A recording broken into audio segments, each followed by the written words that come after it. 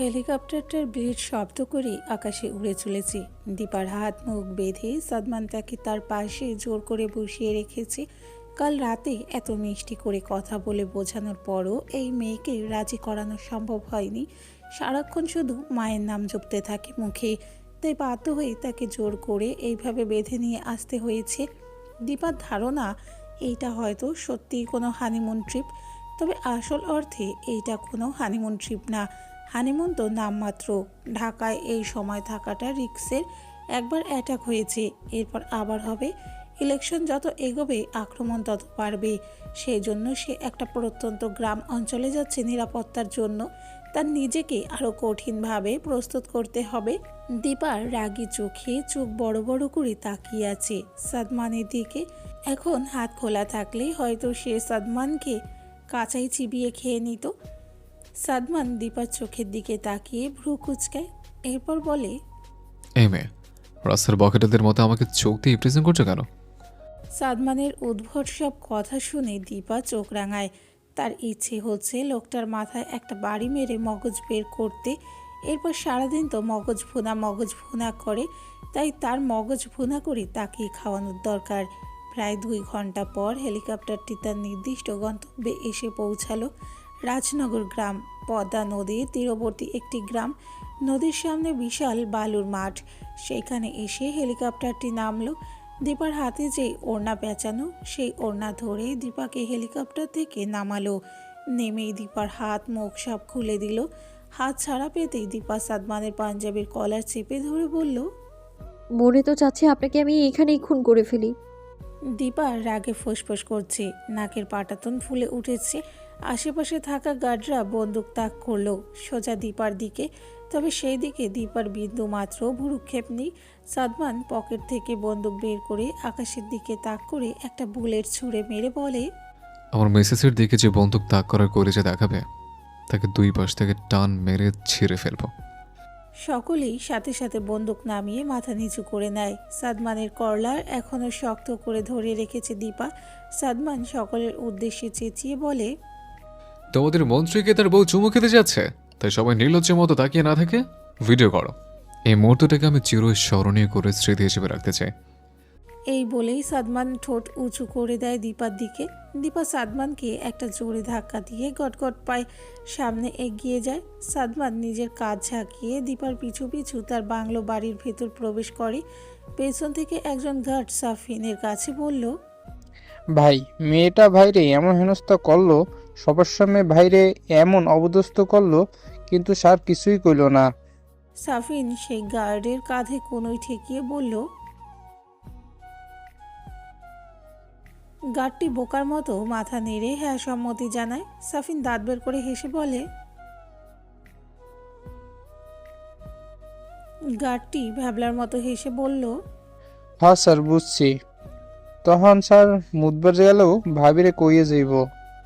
সাফিন গার্ডের কাজ চাপড়ে হো হো করে হেসে ফেলে। দীপা আগে আগে এগিয়ে গেলেও সামনে এত মানুষের ভিড় দেখে তার পা জোড়া আপনা আপনি গতি কমে আসে। সাদমান ততক্ষণে তার পাশে এসে দাঁড়িয়েছে। সামনে এত গ্রামের লোক দেখে দীপার হাঁটার গতি যে ধীর হয়েছে, এটা তার বুঝতে দেরি হলো না। সে নিজের ঠোঁট বাঁকিয়ে হাসলো। এরপর সে দীপার পাশে এসে তার হাত ধরে নিজের সাথে করে নিয়ে যায়। দীপা নিজের হাত ছাড়াতে চাইল, তবে সাদমানের শক্তির কাছে হার মেনে চুপচাপ হাঁটতে লাগলো। গ্রামের লোকেরা সবাই সাদমানকে দেখে বেশ খুশি হয়েছে। তাদের দেখেই বোঝা যাচ্ছে। এক একজন এসে তাকে জড়িয়ে ধরছে, অনেকে এসে তাকে সালাম করতে আসছে। তবে সাদমান খুবই অমায়িকভাবে তাদের বুকে জড়িয়ে নিচ্ছে। তাদের মাঝ থেকে একজন বৃদ্ধা মহিলা হঠাৎ বলে উঠল, সাইদমান, ওই মাইয়াডা কেডা? সাদমান মহিলার কথা শুনেই হালকা হেসে ফেলল। তিনি কখনোই তার সাদমান এত সহজে নামটা শুদ্ধভাবে নিতে পারেন না। সাদমান দীপার হাত ধরে তার পাশে এনেই সকলের উদ্দেশ্যে চিৎকার করে বলল, ইনি হচ্ছেন আমার বেগম সাহেবা, আপনাদের ভাবি, আপনাদের বৌমা, আমার একমাত্র গিন্নি। গ্রামের ছেলেপেলেরা সকলেই উচ্ছ্বাসের সহিত চেঁচিয়ে উঠল আনন্দে। সাদমান আবার বলল, আপনাদের বৌমার সুরক্ষা এখন আপনাদের হাতে। আমার অনুপস্থিতিতে আমার বউ আপনাদের কাছে আমার আমানত হিসেবে থাকবে। গ্রামের মহিলারা এসে দীপার কাছে এগিয়ে এলো। আজ দীপাকে পরিপূর্ণভাবে ঢেকে এনেছে। মহিলাগুলো দীপাকে বাংলোর ভেতর নিয়ে গেল। স্যার, মেয়েটার ব্যাপারটা খুবই সিরিয়াস। বিয়ে হয়েছে মাত্র 1 মাস, বয়স 19। জোর করে বিয়েটা দেওয়া হয়েছিল। এখন ছেলেটা তাকে বিভিন্নভাবে টর্চার করে, আবার তালাকও দিতে চায় না। এই অবস্থায় মেয়েটাকে কি সেইখান থেকে একপাক্ষিকভাবে ছাড়িয়ে আরেক জায়গায় বিয়ে দেওয়া সম্ভব? সৈকত মির্জা ধীরে চশমা খুলে টেবিলে রাখলো, ফাইলটা খুলে কয়েক লাইন পড়ে মাথা তুলল, এরপর বলল, মিসেস মনিরা, বিষয়টা মোটেও জটিল না। আইন খুব স্পষ্ট, সেটা আপনিও জানেন আর আমিও। জোর করে করানো বিয়ে বিয়ে হিসেবে গণ্য হয় না। এটা আইনগতভাবে বাতিলযোগ্য বিয়ে। মনিরা আশার ক্ষীণ আলো দেখতে পেল। সে কিছুটা উতালা হয়ে বলল, মানে স্যার, তালাক না পেলেও বিয়েটা শেষ করা যাবে? সৈকত মির্জা হালকা হেসে বলল, ঠিক তাই। তালাক তখনই লাগে যখন বিষয়টা দুজনের সম্মতিতে হয়েছে, কিন্তু এখানে মেয়েটার কোনো সম্মতিই ছিল না। ভয় দেখিয়ে, চাপে রেখে, জোর করে সই করানো হয়েছে। এগুলো হলে আদালত বিয়েটাকে শুরু থেকেই অবৈধ বলে ধরে। এই প্রতিক্রিয়াটাকে বলে বিয়ে বাতিল। মনিরা আবার প্রশ্ন করল, তাহলে মেয়েটাকে অন্য কোথাও বিয়ে দিলে আইনি সমস্যা হবে না তো? সৈকত মির্জা তার প্রশ্নের জবাব দিল, একদমও হবে না। যখন আদালতে বলবে এই বিয়ে বৈধ নয়, তখন মেয়েটাকে কেউ দ্বিতীয় বিয়ের অভিযোগ দিতেও পারবে না। এরপর সে সম্পূর্ণ আইনগতভাবে নতুন জীবন শুরু করতে পারবে, নতুন বিয়ে করতে পারবে। কারো অনুমতির দরকার নেই। স্বামী তালাক না দিলেও কোনো সমস্যা হবে না। মনিরা এবার মুচকি হেসে বলল, তাহলে আমি ফাইলটা রেডি করছি স্যার। সৈকত মির্জা ফাইল গোছাতে গোছাতে বলল, অবশ্যই। তুমি ফাইলটা রেডি করো। কাল সকালেই আমরা আদালতে আবেদন করব। মেয়েটার জীবনে নতুন দরজা খুলে যাবে। মনিরা সেখান থেকে বিদায় নিয়ে বেরিয়ে এলো। তার অধরে ঝুলছে বিজয়ের হাসি। এইবার সে তার মেয়েকে অত্যন্ত সহজেই ফিরিয়ে আনতে পারবে। কিন্তু তার কাছে খবর এসেছে সাদমান কোথাও একটা গিয়েছে। বাড়িতে নাকি কেউ নেই, কিন্তু কোথায় গিয়েছে, কেন গিয়েছে, কবে আসবে, এই সব নিয়ে কোনো তথ্যই নেই। তবে দ্রুতই সব তথ্য মনিরার কাছে চলে আসবে। এই সব ভাবতে ভাবতেই মনিরার ফোন বেজে উঠল। মনিরা হালকা হেসে ফোন বের করে কানে তুলল। রাজনগড়, এটা কোন জায়গা? নামই তো আজ প্রথম শুনলাম। আচ্ছা, লোকেশনটা আমাকে টেক্সট করে পাঠাও। এখন রাখছি, আরও কোনো তথ্য পেলে আমাকে কল দিও। ফোনটা রেখে মনিরা এক দীর্ঘশ্বাস ফেলল। অনেকদিন পর ভার্সিটির সামনে এসেছে মনিরা। সেদিন নীরবের নাম্বারটা নেওয়া হয়নি, আর আজ তার খোঁজেই এসেছে মনিরা। গেটের সামনের বাইকের ওপর একা বসে আছে নীরব। তার অপর পাশের এক হাতে জ্বলন্ত সিগারেট থেকে ধোঁয়া উঠছে। মনিরা তার কাছাকাছি গিয়ে দাঁড়িয়ে গলা খাকারি দিল। নীরব মাথা কাত করে মনিরাকে দেখেই সাথে সাথে সিগারেটটা ফেলে দিল। মনিরা হয়তো তার হাতে থাকা সিগারেটটা দেখেনি। নীরব মনিরাকে দেখে সালাম দিয়ে কুশলাদি বিনিময় করলো। কথা শেষে মনিরা গভীরভাবে বলল, তোমার নাম্বারটা আমাকে দাও। নীরব কোনোরূপ প্রশ্ন না করে তার নাম্বার দিয়ে দাও। মনিরা নীরবের দিকে তার প্রখর দৃষ্টি ফেলে বলে, পরশু তোমার মা বাবাকে নিয়ে আসবে আমার বাড়িতে। সেদিনই বিয়ের ডেট ফিক্সড হবে। এই বলেই চলে আসতে নেয়। তখনই নীরব পেছন থেকে ডেকে ওঠে।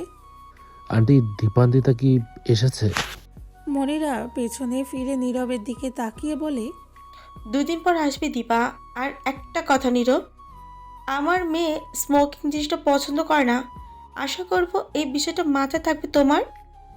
নীরব ভদ্র ছেলের মতো মাথা কাত করে হ্যাঁ জানায় যে তার মনে থাকবে।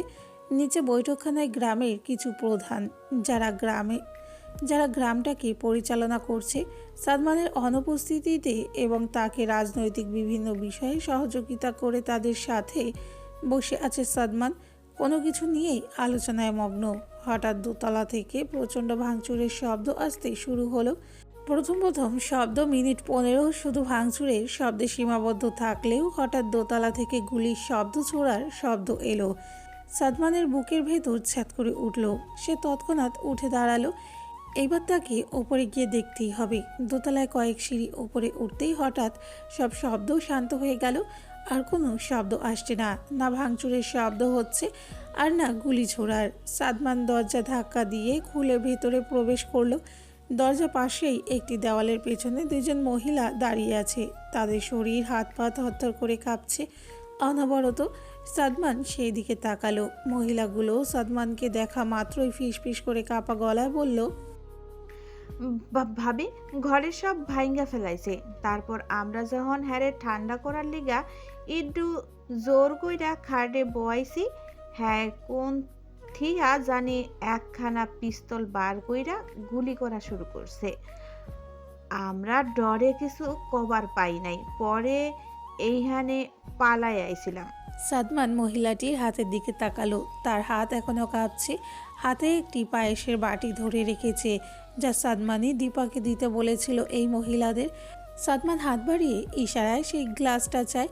মহিলাটি সাদমানের হাতে গ্লাসটি দেয়। তখনই তাদের থেকে কিছুটা দূরত্বে রাখা একটি টেবিলে শুট করে দীপা। মহিলাগুলো আতঙ্কে চিৎকার করে ওঠে। সাদমান মহিলাগুলোকে ইশারায় রুম থেকে বেরিয়ে যেতে বলে। সে পায়েসের বাটি হাতে নিয়ে রুমে প্রবেশ করে। দীপা তাকে দেখা মাত্রই সরাসরি তার দিকে বন্দুক তাক করে। সাদমান দীপাকে দেখে এক ভ্রু উঁচিয়ে ঠোঁট বাঁকিয়ে হেসে বলে, ইন্টারেস্টিং। দীপা তার দৃষ্টি তীক্ষ্ণ করে কঠোরভাবে বলে, আউট। সাদমান সেখানেই স্থির দাঁড়িয়ে থাকে। নরমভাবে বলে, পিস্তল বাচ্চাদের খেলা জিনিস না, রাখো ওটা। আর এসব কোথায় পেয়েছো তুমি? দীপা তার কথা শুনে ব্যঙ্গাত্মক হেসে বলে, excuse me mister Sheikh Sadman Faris, আমি কোনো বাচ্চা নই। আমার মা আমাকে বেশ ভালো করেই শিখিয়েছে কি করে পিস্তল চালাতে হয়। আপনার হৃৎপিণ্ড বরাবর আমার গুলি করতে একবারও হাত কাঁপবে না। নিশানা আমার একটুও ভুল হবে না। সাদমান ঠোঁট কামড়ে হেসে বলে, শাশুড়ি মাকে আবারও লাল সালাম জানাতে ইচ্ছে করছে। আমার উকিল শাশুড়ি একটা চিজ তৈরি করে দিয়েছে মায়েরি। মন চাচ্ছে ঠাস ঠাস করে তোমাকে চুমু দিয়ে দিই। তুমি একদম শেখ সাদমান ফারিসের বউ ম্যাটেরিয়াল। আসো বউ, তোমাকে আমি 2খানা চুম্মা দিই। কেটে গিয়েছে আরও 2 দিন। এই কটা দিন দীপা একবারের জন্যও এখান থেকে বের হওয়ার কোনো সুযোগ খুঁজে পায়নি। মায়ের সাথেও যোগাযোগ হচ্ছে না, ফোন নেই, খবর নেই, সব কিছুতেই শুধু অনিশ্চয়তা। কিভাবে বেরোবে, আদৌ বেরোতে পারবে কি না, এই চিন্তায় সারাক্ষণ মাথায় ভেতরে ঘুরপাক খাচ্ছে। সাদমানও এখন তার কাছে থাকে না, বেশিরভাগ সময়ই বাইরে থাকে। কখনো গভীর রাতে আসে, তাও অন্য রুমে ঘুমিয়ে পড়ে। এই রুমে আসে না, তাদের দেখাও হয় না। এই দূরত্বটাই দীপার কাছে একমাত্র সুযোগ মনে হচ্ছিল। কিন্তু এত পাহারা ভেতর থেকে যে পালানো কঠিন, সেটা সে হাড়ে হাড়ে টের পাচ্ছে। তার রুমেই সারাক্ষণ 2-3 জন মেয়ে থাকে। বিছানা থেকে নামার সময় একটু শব্দ হলেই তারা ছুটে আসে, জুতো এগিয়ে পরিয়ে দেয়। কখনো কখনো দীপার মনে হয় পারলে হয়তো নিজের পায়ে হাঁটতেও দিত না, তুলে নিয়ে যেত। এত বিলাস, এত আরাম, কিছুতেই সে এতটা অভ্যস্ত নয়। সে সবসময় নিজের কাজ নিজে করতেই ভালোবাসত। সে বুঝতে পারছে না তার কি করা উচিত। সাদমানকে মেনে নেওয়া, নাকি যেভাবেই হোক পালানো। জোর করে আটকে রাখা একজন মানুষকে কিভাবে মেনে নেওয়া যায়? তবু অদ্ভুতভাবে নিজের ভেতর থেকে সাদমান নামক পুরুষটার মুখটা মুছে ফেলতেও পারছে না। ভাবনার মাঝেই হঠাৎ জানালায় টোকা পড়ল। দীপা একটু চমকে উঠল। ঘরটা দোতলায়, এত উঁচুতে কে জানালায় টোকা দিচ্ছে? ভাবতেই গা ছমছম করে ওঠার কথা, কিন্তু আশ্চর্যভাবে তার ভয় লাগলো না। বাংলো বাড়ির জানালাটা বড় আর খোলা, শুধু পাটটা দেওয়া। দীপা ধীরে ধীরে এগিয়ে গিয়ে জানলাটা খুলে দিল।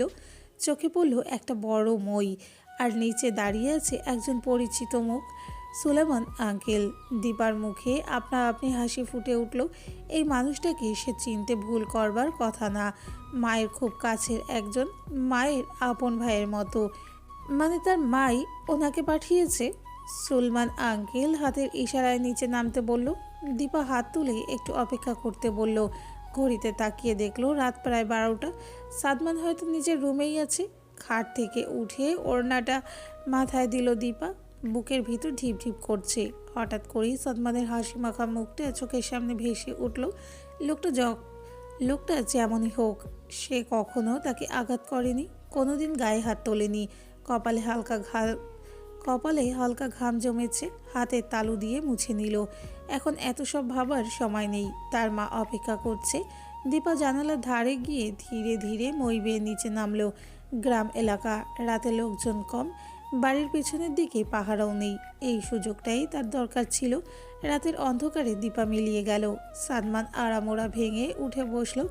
গতকাল সারাদিন এত দৌড়ঝাঁপ আর ব্যস্ততার ভেতর কেটেছে যে রাতে এসে বিছানায় শরীরটা এলিয়ে দিতেই কখন গভীর ঘুমে তলিয়ে গেছে সে নিজেও বুঝতে পারেনি।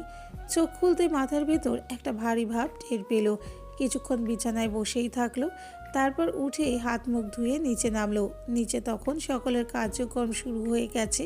সাদমান সিঁড়ির গোড়ায় দাঁড়িয়ে দীপার কাছে থাকা এক কাজের মেয়েকে ডাকলো। ঐশী কোথায়? মেয়েটা হঠাৎ প্রশ্নে থমকে গেল। তাড়াতাড়ি মাথায় ওড়না টেনে চোখ নামিয়ে ফেললো, গলাটা নিচু করে বলল, ভাবি সাহেব হ্যার রুমেই খুইয়া আছে মনে হয়।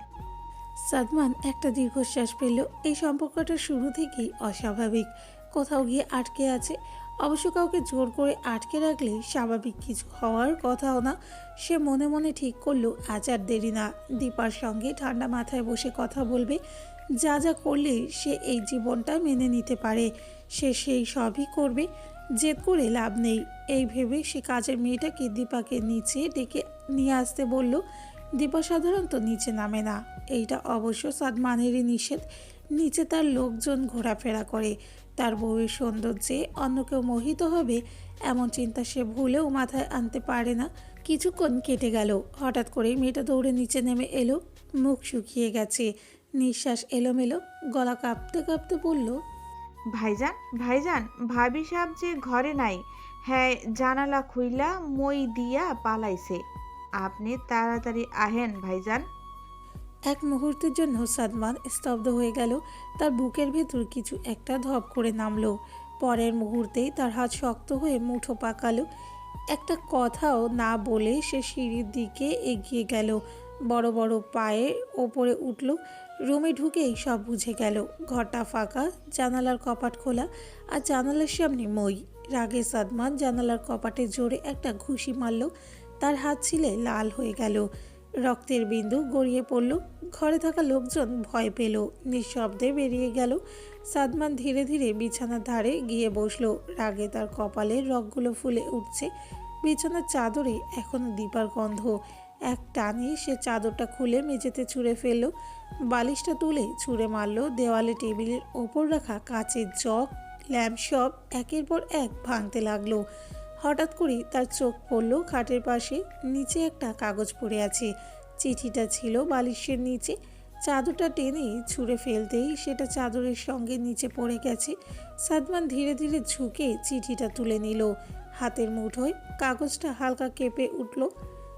সে ভাঁজ খুলল। চিঠিতে লেখা, মন্ত্রী সাহেব, এতদিন আমার যত্ন নেওয়ার জন্য ধন্যবাদ, তবে আমি এত বেশি যত্নে অভ্যস্ত নই। আমাকে আমার মতো ছেড়ে দিন, খোঁজার চেষ্টা করবেন না। জীবনে নতুন কাউকে খুঁজে নিন। আশা করব আমাদের আর দেখা হবে না। ইতি, আপনার 2 দিনের বউ। সাদমান চিঠিটা 1, 2, 3 বারবার পড়ল। বউ শব্দটা তার কানে বারবার ধাক্কা মারছে। অদ্ভুত এক অনুভূতি ঢেউ বুকের ভেতর কাঁপিয়ে দিচ্ছে।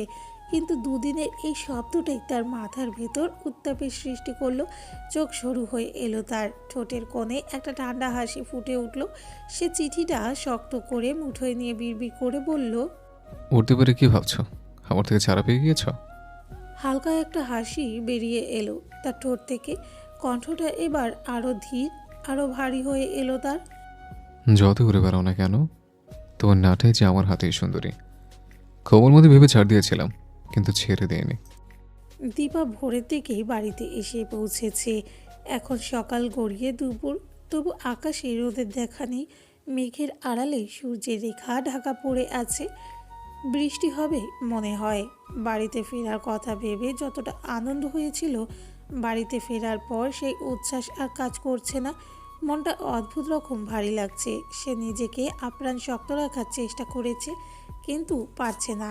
নাস্তা করার সময় তার মা সব খুলে বলেছে তাদের বিয়েটা আইনিভাবে বৈধ হয়নি, এই কথাটাও স্পষ্ট করে জানিয়েছে। তাই ছাড়াছাড়ির প্রশ্ন ওঠে না। তবু যাতে মনে কোনো খুঁতখুঁতানি না থাকে সে তালাক করানোর ব্যবস্থাও করবে। দীপাকে আগামী 3 দিন বাড়ি থেকে বের হতে নিষেধ করেছে তার মা। মনিরার ধারণা সাদমান হয়তো শুরুতে কিছুদিন খোঁজার চেষ্টা করবে, তারপর ধীরে ধীরে ভুলে যাবে। এমন সব মন্ত্রী নেতা মানুষদের তো স্ত্রী প্রেমিকার রাত কাটানোর সঙ্গীর অভাব নেই। কিন্তু দীপার মাথার ভেতরে কথাগুলো ঠিক ঠেকছে না। সাদমান তো কখনো তার হাতটাও ঠিকভাবে ধরেনি, তার কাছে সুযোগের অভাব ছিল না, তবুও সে কখনো সেই সুযোগগুলোর বাজে ব্যবহার করেনি। এই ভাবনাগুলো দীপাকে আরও অস্থির করে তুলেছে। হাজারো চিন্তা ভাবনার ভেতরে তার চোখ লেগে এসেছে। সে নিজেও জানে না সন্ধ্যা গড়িয়ে গেছে, বাইরে মেঘের গম্ভীর গর্জন শোনা যাচ্ছে, বিকেলে হয়তো বৃষ্টি হয়েছে। হঠাৎ সে সময় মনিরা এসে দীপার পাশে বসলেন। মেয়ের মাথায় হাত বুলিয়ে দিয়ে নরম গলায় বললেন, আমি যদি তোকে এ নিয়ে কোনো সিদ্ধান্ত নিই, তুই কি তাতে দ্বিমত করবি? দীপা এক মুহূর্ত সময় না নিয়ে মাথার দুপাশে নাড়ল, অর্থাৎ সে দ্বিমত করবে না। মনিরা মুচকি হেসে মেয়ের কপালে চুমু দিলেন, তারপর বললেন, আমি নীরবের সঙ্গে তোর বিয়ে ঠিক করেছি। পরশু ওনারা সবাই আসবে, সেদিনই তোর আগত হবে।